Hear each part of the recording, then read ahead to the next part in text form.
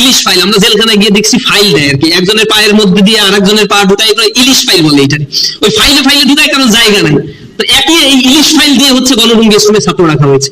নেতাদের জন্য আলিশান, এক একজন নেতা টপ 4 লিডার্স যারা, তাদের জন্য বিশাল বড় রুম, এসি সজ্জায়, এরপরে হচ্ছে নানা ধরনের কারুকার্য। রাজনীতির চেয়ে একাডেমিক উন্নয়নকে অগ্রাধিকার দিলে ছাত্র সংগঠনগুলোর কেমন হতো? খুবই ভালো হতো। আমরা আপনাদের সাথে একমত। ইসলামী ছাত্র শিবির রাজনীতিকে যত সম্ভব কন্ট্রোল করার জন্য চেষ্টা করে, তার ইনহাউস, তার সংগঠনের মধ্যে। আমাদের যত কাজ, তার 5% হচ্ছে পলিটিক্যাল এঙ্গেজমেন্ট, 95% নিয়ার অ্যাবাউট 90% আমাদের স্টুডেন্ট এঙ্গেজমেন্ট বা student affiliated programme, academic affiliated programme. আপনারা শুনলেও অবাক হবেন, আমরা রাজনৈতিক প্রোগ্রাম কয়টা করি? আজকে ধরেন, আজকে তো না, এই মাসে আমরা রাজনৈতিক মিছিল টিছিল হয়তো 5-7টা করছি ঢাকায়, কিন্তু অন্তত সারা দেশে আমরা এই বছর এই মাসে হিসেব করে আমি যদি মনে করতে পারি তাহলে হয়তো 50-60টা মিছিল আমরা করছি। কারণ আমাদের একজন ভাইকে গাইবান্ধায় হত্যা করা হয়েছে, মাদক গ্রহণে বাধা দেওয়ার কারণে নোয়াখালীতে একজন ভাইকে হত্যা করা হয়েছে, এর বিরুদ্ধে আমরা মিছিল করেছি। এই মিছিলের পরিমাণ সর্বসা করলে 70-80টা হবে, কিন্তু স্টুডেন্ট ওরিয়েন্টেড নবীনবরণ program, Olympiad program, skill development program, computer course, SOP, higher স্টাডির কোর্স, স্টুডেন্টদেরকে free coaching service, lending library, স্টুডেন্টদের কোরআন শিক্ষা, তালিম, এই প্রোগ্রামের সংখ্যা এক মাসে হিসেব করলে 9,500-এর উপরে হয়। এখন কোথায় হচ্ছে 50-80টা আর কোথায় 9,000? তাহলে এবার হিসাব করেন কত শতাংশ আসলে আমরা স্টুডেন্টদেরকে নিয়ে পলিটিক্যাল এঙ্গেজমেন্টের কাজ করি। আমাদের টোটাল টায়ারটাই এঙ্গেজ হচ্ছে ব্যক্তি ডেভেলপমেন্টের জন্য, সোসাইটিকে ডেভেলপমেন্টের জন্য।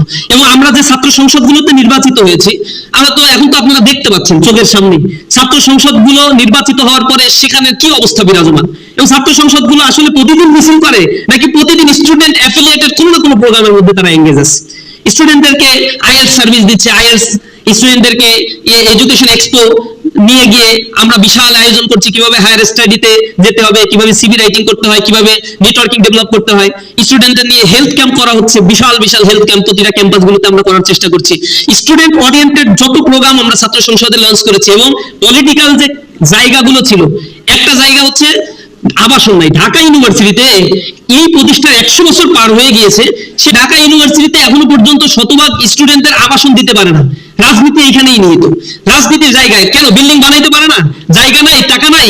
এই 100 বছরে বাংলাদেশে টাকা ছিল না। জাহাঙ্গীরনগর বিশ্ববিদ্যালয়ে শতভাগ আবাসন করতে পারছে কিভাবে? ঢাকা ইউনিভার্সিটিতে কেন পারে না? কৃত্রিম সংকট তৈরি করে রাখা হয়েছে। এই কৃত্রিম সংকটটা এই কারণে তৈরি করে রাখা হয়েছে, 2,000-5,000 স্টুডেন্ট এক বছরে বা 4,000 স্টুডেন্ট এক বছরে ভর্তি হবে, 1,000 সিট পাবে, 3,000 পাবে না। ওই 3,000 দারিদ্র্যপীড়িত প্রান্তিক এলাকা থেকে আসে, তার বাবা তার মাসিক খরচ বহন করার জন্য 8,000, 5,000, 7,000 টাকা দিতে পারবে না। তখন হলে থাকতে তো 20-25 টাকায় হলে থাকা যায়, 2-3 হাজার টাকায় খাওয়া দাওয়া শেষ করা যায়। তাহলে হলে সিট পাওয়ার জন্য এবার নেতার পিছনে দৌড়াও, নেতার হাত ধরো, পা ধরো। এবার নেতা যদি বলে যে মিছিলে যাইতে হবে, তাহলে তোকে গণরুমে উঠাবো। যদি মিছিলে না যাস তাহলে গেস্ট রুমে কিন্তু ডাইকে নিয়ে আসা তোকে র্যাক দিব। এই কারণে ওই ছেলেটা অসহায়, তার অর্থনৈতিক সলভেন্সি নাই। সে বলে ঠিক আছে নেতা, দিনে যদি 2 ঘন্টা মিছিলে যাইতে হয় তাও তো কটা টাকা পাচ্ছে, আমি যাবো। তখন গণরুমে ছোট্ট একটা জায়গায় 150, 200, 300, 400 করে লোক ঢুকায় ইলিশ ফাইল, আমরা জেলখানায় গিয়ে দেখছি ফাইল দেয় আর কি, একজনের পায়ের মধ্যে দিয়ে আরেকজনের পা ঢুকাই করে ইলিশ ফাইল বলে এটা। ওই ফাইলে ফাইলে ঢুকায় কারণ জায়গা নাই, তো একই এই ইলিশ ফাইল দিয়ে হচ্ছে গণভঙ্গ স্কুলে ছাত্র রাখা হয়েছে। নেতাদের জন্য আলিশান, এক একজন নেতা টপ 4 লিডার্স যারা, তাদের জন্য বিশাল বড় রুম, এসি সজ্জায়, এরপরে হচ্ছে নানা ধরনের কারুকার্য। ইসলামী ছাত্র শিবির বলছে এই জাতীয় পলিটিক্সটা বন্ধ করতে হবে। জুলাইয়ের পরে প্রতিটা ক্যাম্পাসে এই গণরুম, গেস্ট রুম সব ভেঙে দিয়ে সেখানে সিট করে দেওয়া হয়েছে। আদু ভাই যারা রাজনৈতিক বিবেচনায় 5 বছর 7 বছর ধরে থাকে, দেখছেন ইডেন কলেজে একটা দলের ছাত্র সংগঠনের আহ্বায়ক কমিটি দিয়েছে, তিনি 17-18 সালের শিক্ষাবর্ষের শিক্ষার্থী। তিনি সভাপতি হওয়ার পরে তিনি ইডেন কলেজে রয়ে গেছেন। এখন কলেজের বোনরা যখন নামছে আন্দোলনে যে না এটা মানবো না, আদু ভাইদের জায়গা হবে না, রানিং স্টুডেন্টদের সিট চাই, তখন বলে এটা শিবির করাচ্ছে। আমরা বলছি তাদের নেতাদের, ভাই এটা শিবির করাচ্ছেন, এটা কি ফ্রেমিং হবে? ছাত্ররা নেবে? অন্য ফ্রেমিং করেন নেয়, কিন্তু এইগুলো তো নেবে না, কারণ মেয়েরা তো স্বাভাবিকভাবে শিবিরের নেতৃত্বে থাকে না। এরপরে যারা মিছিল টিছিল করতেছে তাদের অবস্থা দেখুন, তারা নিউট্রাল। বলে না ভাই এটা আপনারা উস্কাই দিচ্ছেন, তাই করতেছে। অধিকার আদায়ের জন্য কেউ রাস্তায় দাঁড়াইলে সে হচ্ছে শিবির করে। এটা আওয়ামী লীগ আমলে দেখছি, কথা বললেই হচ্ছে শিবির। তুমি দুর্নীতির বিরুদ্ধে কথা বলো না, ও শিবির। চাঁদাবাজির বিরুদ্ধে ও শিবির।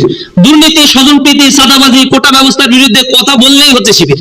একটা ট্রমাটাইজ সিচুয়েশন, শিবির বলে হত্যা করতে পারে, মারতে পারে। আর যত পজিটিভ কাজ আছে তার সাথে শিবিরকে এলাই করে দিছে, কারণ এই সোসাইটির মানুষ আমাদেরকে এগুলো দেখতে দেখতে বুঝে ফেলছে যে যত ভালো কাজ তার সাথে ইসলামী ছাত্র শিবির আছে। এই গণরুম, গেস্ট রুম, এই কালচার গুলোকে আমরা অ্যাবলিশ করে দিতে চাই। এবং ক্যাম্পাসগুলোতে আলহামদুলিল্লাহ সেই অবস্থানটা এখনো বিরাজমান আছে, কিন্তু তারা উকিঝুঁকি দিচ্ছে, তাদের পলিটিক্যাল অ্যাম্বিশন পূরণ হচ্ছে না, নেতার পিছনে লোক থাকে না, মিছিলে এদিক ওদিক থেকে টাকা দিয়ে নিয়ে আসতে হয়, এগুলো কষ্টের কারণ। এরপরে টেন্ডার নিতে পারতেছে না, চাঁদা নিতে পারছে না, অপেক্ষা করতেছে ছাত্র সংসদের মেয়াদটা শেষ হোক। মেয়াদ শেষ হলে এবার দেখাবো কারে কমায়। এরপরে তোমাদেরকে মাইরা এখান থেকে বের করে দিয়ে এরপরে টিচারদের সাথে একটা মিউচুয়াল আন্ডারস্ট্যান্ডিং করে এই শিক্ষা খাতে ইউজিসি থেকে বরাদ্দকৃত টাকাগুলো সব লুটপাট করা হচ্ছে। জগন্নাথ বিশ্ববিদ্যালয়ে মারামারি হচ্ছে, দেখেন শিক্ষার্থীরা বলতেছে যে সেনাবাহিনী দিয়ে কাজ করাইতে হবে। এর আগে 15,000 কোটি টাকা বরাদ্দ দেওয়া হয়েছে, সব লুটপাট করে নিয়ে খেয়ে গেছে এর আগের যারা ওইখানে আওয়ামী লীগের যারা বিসি ছিল, মিজান সাহেব নাকি এরকম কয়েকজনের নাম আসে। 15,000 কোটি টাকা বরাদ্দ দিয়েছে, এখন পর্যন্ত কোনো বিল্ডিং এর স্ট্রাকচারই দাঁড়ায় নেই জগন্নাথ বিশ্ববিদ্যালয়ের শিক্ষার্থীদের জন্য। আবাসন নাই, থাকার জায়গা নাই, মর্মান্তিক জীবনযাপন করে তারা। এর এগেইনস্টে তো আমাদেরকে কথা বলতে হবে, আমাদেরকে দাঁড়াতে হবে।